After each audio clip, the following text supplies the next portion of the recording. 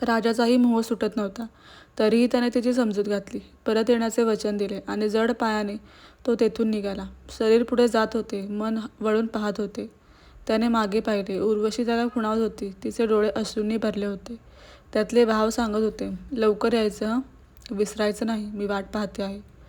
राजा दुर्दैव राजधानीत आला. राजधानी आनंदाने मोहरली. प्रजेने त्याचे स्वागत केले. राजवाड्यावर वार्ता गेली. मंगल वाद्ये वाजू लागली. कस्तुरी केशराचे सडे घातले. महालांना तोरणे बांधली. राणीने स्वागताची तयारी केली. अलंकार घातले.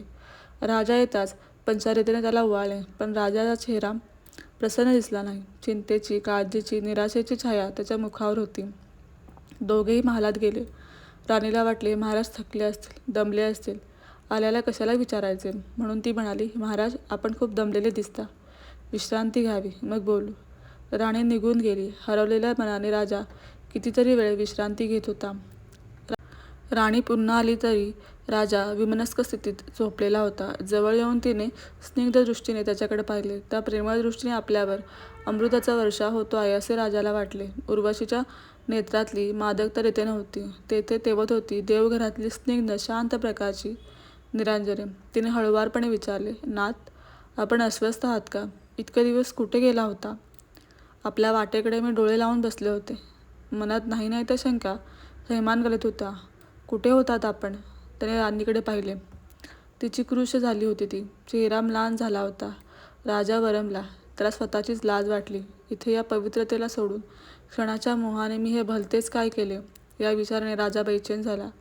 राणीच्या प्रेमळ आग्रहाचा शेवटी विजय झाला. त्याने खालच्या मनाने, शरमेने राजधानीतून गेल्यानंतरची सारी कहाणी सांगितली.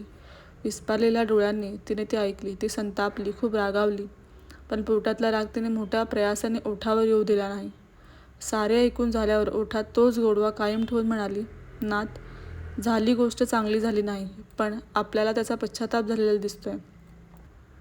पश्चातापाने पाप धुवून जातं. आपण हे सारं विसरून जा. मला यातलं काही माहीत नाही असं समजा. आपले कुलगुरू कण्वमुनी त्यांच्या दर्शनाला जा. त्यांना हे सारं सांगून एखादं प्रायश्चित्त घ्यायला सांगितलं तर ते घेऊन मग आपण परत या. मी आपल्या आनंदाने स्वागत करीन. राज्याची काळजी करू नका. आजपर्यंत आपल्या कृपाने राज्य सांभाळले, तसंच आपण येईपर्यंत सांभाळेन. आपण निश्चिंत मनाने जा.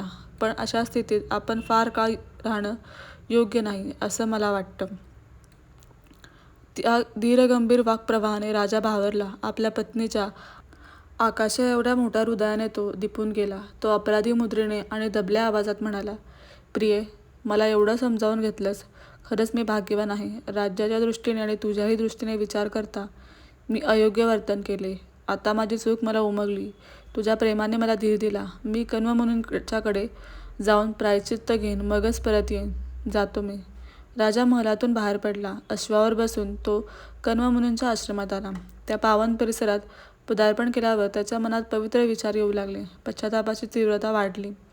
तो कण्वांच्या समोर गेला. त्यांनी पूजन करून त्यांना साष्टांग नमस्कार केला. ते म्हणाले, बस राजा, या आसनावर बस. तुझं सारं क्षेम आहे ना? राजाची मान खाली झुकली. त्यांनी पुन्हा विचारले, अरे बोलत का नाहीस? काही संकटात तर नाहीस ना?